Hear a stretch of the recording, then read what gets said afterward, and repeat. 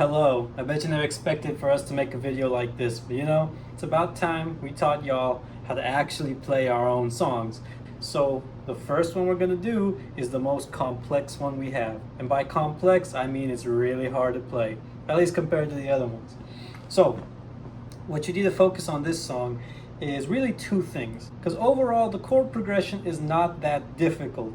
It's really only three unique chord shapes. One of them you just move around the neck. What makes it tricky is the rhythm, the way you strum the guitar. That is what's going to make you fold over and over again.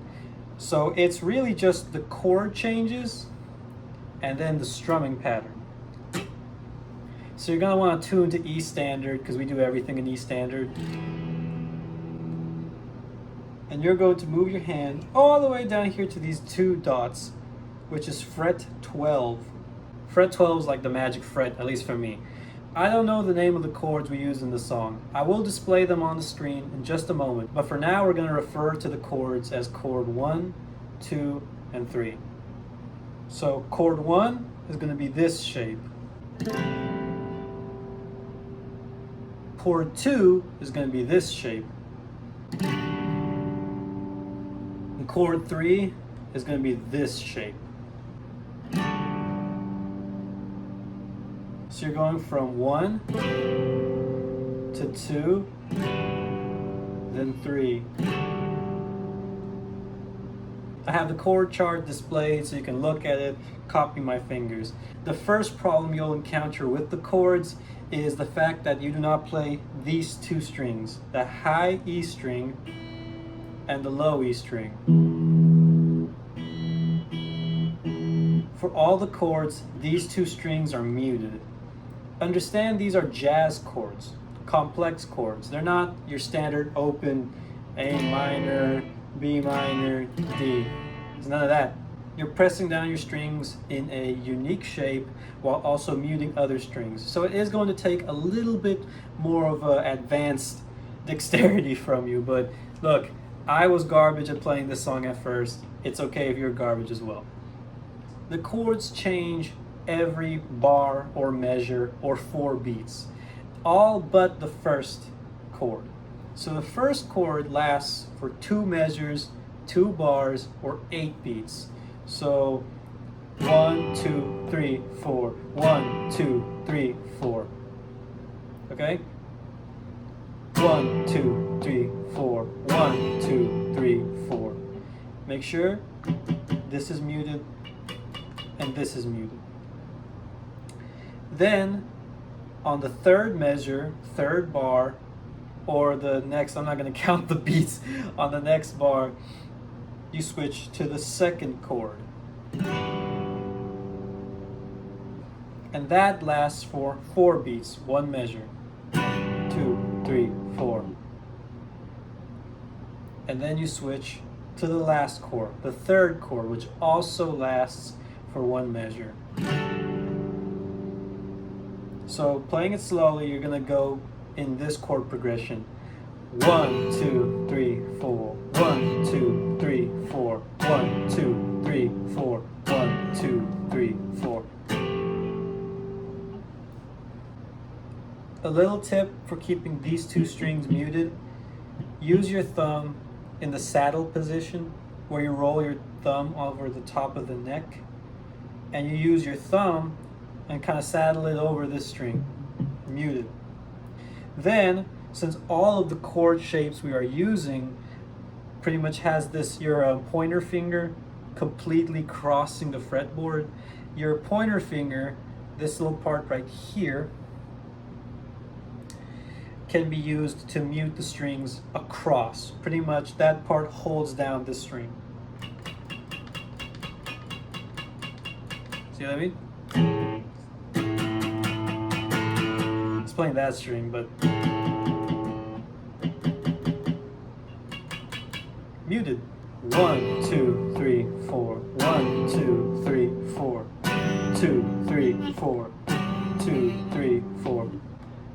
So try to get that progression in your head. If you've listened to the song, you're probably already familiar with how it goes. So hearing the chord, hearing you playing the chord, you already know, okay, this sound goes for this long, and this sound does not. Okay?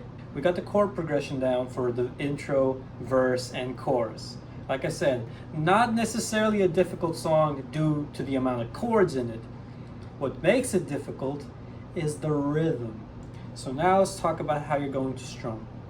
So this song is reminiscent of funk guitar, dance music, that kind of thing. So when Nathan wrote it, he wanted a very rhythmic guitar that keeps up the tempo. In a way, this song is very much led by the guitar rather than the drums. However, the drums also help a lot. Anyway, so the rhythm you're going to have is this. I'm going to play it in standard tempo and then I'll play it slow.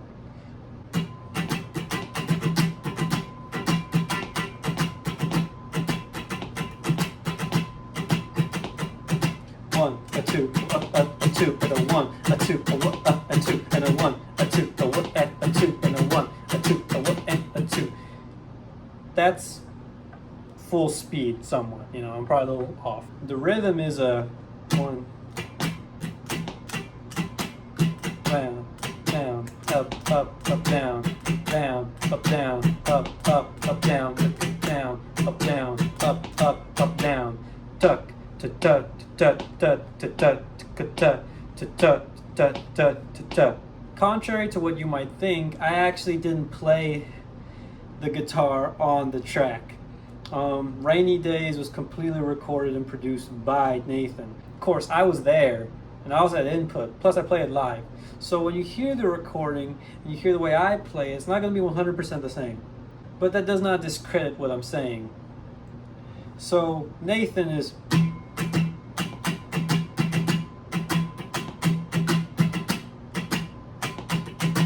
But when I play it, because I play it live every single time, I like to add a little bit more scratching in it, keep my hand moving more rhythmically, so I go more of a...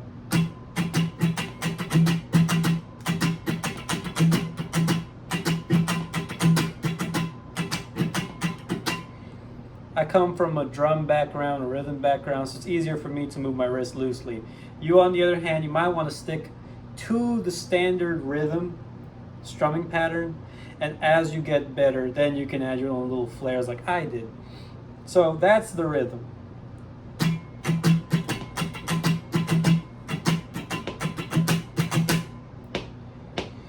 So let's add the chords.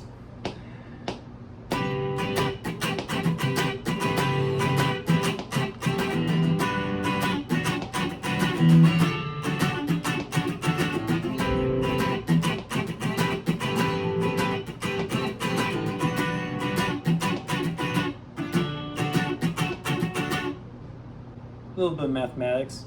Add the chords with the rhythm, you get Rainy Days. Now, of course, you heard me playing it. It's not the cleanest thing in the world. I'm not muting the strings perfectly. You also hear stray notes as I play. Now, of course, ideally in a perfect world, you'd be playing it perfectly, no stray notes whatsoever, but that's probably not going to happen, especially in a live setting. Because mostly in a live setting, we're usually playing like this.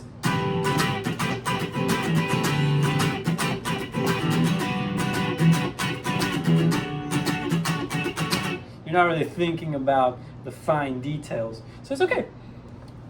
However, it is important to get the...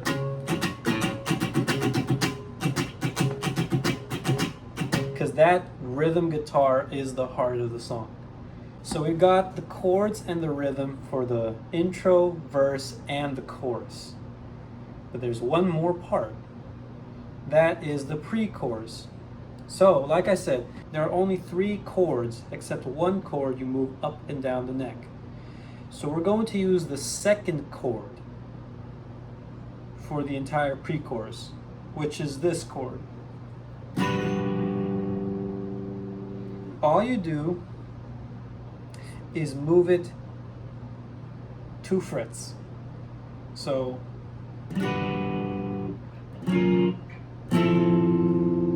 boom. That's it. Just get the second chord to here. And you'll never guess what the next chord is. Literally the same position it was earlier. So you just go from here to here. From here to here. You're literally just moving up. Except for the last part. Just right before the chorus comes in. Each chord only lasts 1 bar, 1 measure, 4 beats. So it goes 1, 2, 3, 4, 1, 2, 3, 4, 1, 2, 3, 4, 1, 2, 3, 4, 1, 2, 3, 4. Which this chord is just 1 fret up from here. So like I said, everything happens on the 12th fret, just up. To kind of just like blitz through it. Those 2 chords, or at least that same chord shape, add the rhythm to it.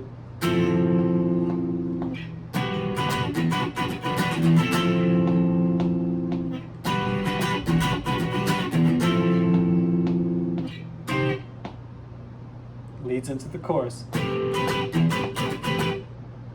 Now, that's how it's played on the record.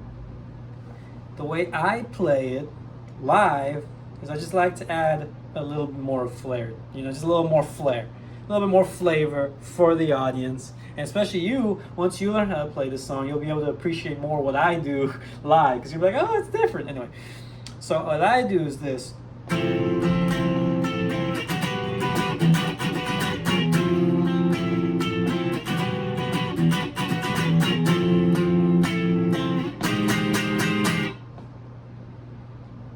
That's what I do.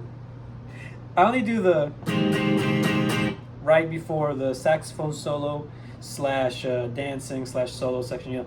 That's when I do that. I just added it because I was really feeling it. But yeah, I like to add more color to it because it's kind of empty. That's kind of empty to me. And plus, the energy is pretty high when you're performing, especially with a song like this. So I like to just add a little bit of a bum, beep, boop on the strings. So you just hit it.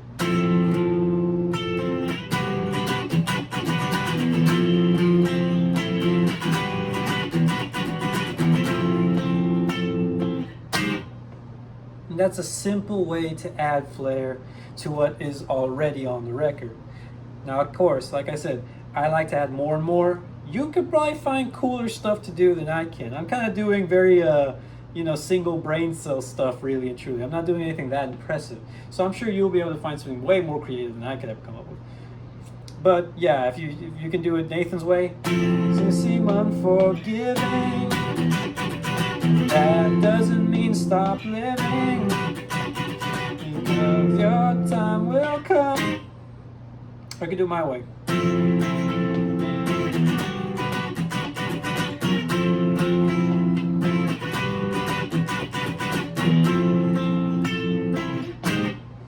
See, I even messed up a little bit. Happens.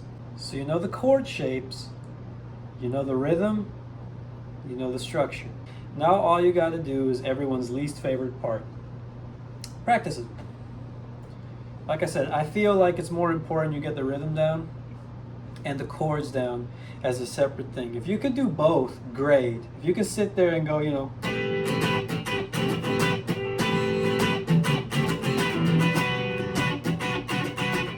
yeah, slow speed, fantastic.